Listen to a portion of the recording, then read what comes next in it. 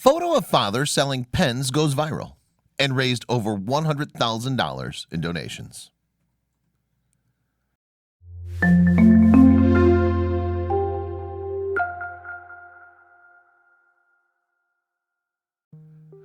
I love when social media is used to help someone in need who's been dealt a rough hand in life. It's like they won the lottery without even playing. When a photographer posted a picture of a man selling pens on the street in Lebanon with his young daughter asleep on his shoulder, it went viral, with sympathetic supporters who wanted to help him. That's when a worldwide manhunt began to identify the subject in the photograph in order to provide him with help for himself and his young family. The photographer who posted this picture on Twitter is Girser Somanarson, who's the founder of Conflict News, which is an organization that draws content from war zones around the world. He knew this picture would create widespread interest in this family's plight. However, he was not the photographer who took the actual photo, nor was the man who gave the photo to Conflict News. So it made it very difficult to locate this Syrian father in Lebanon. Somanarson was determined to locate them and decided to use the reach of his company.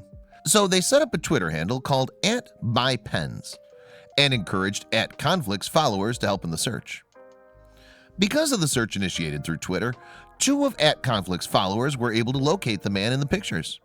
His name is Abdul Halim Al-Qader. He's a refugee from Syria who fled to Yarmouk refugee camp 4 years ago with his wife, daughter, 9-year-old Reem, and their 4-year-old son Abdalillah. Yarmouk was established in 1957 as a mostly Palestinian refugee camp near Damascus. It's seen almost 150,000 refugees since it was established.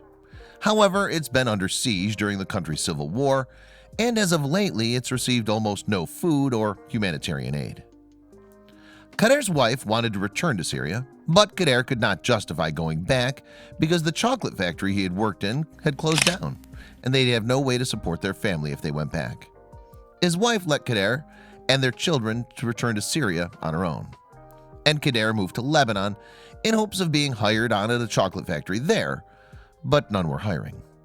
So he had no option to feed his family but to start selling things on the streets.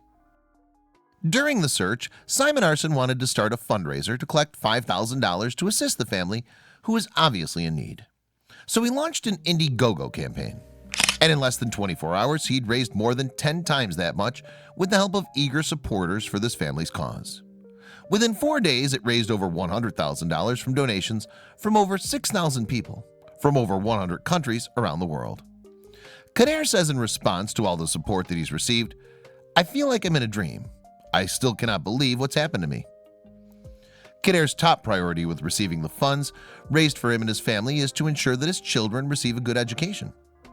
He's working with organizations to get his paperwork in order with the Lebanon government so his children can enroll in school.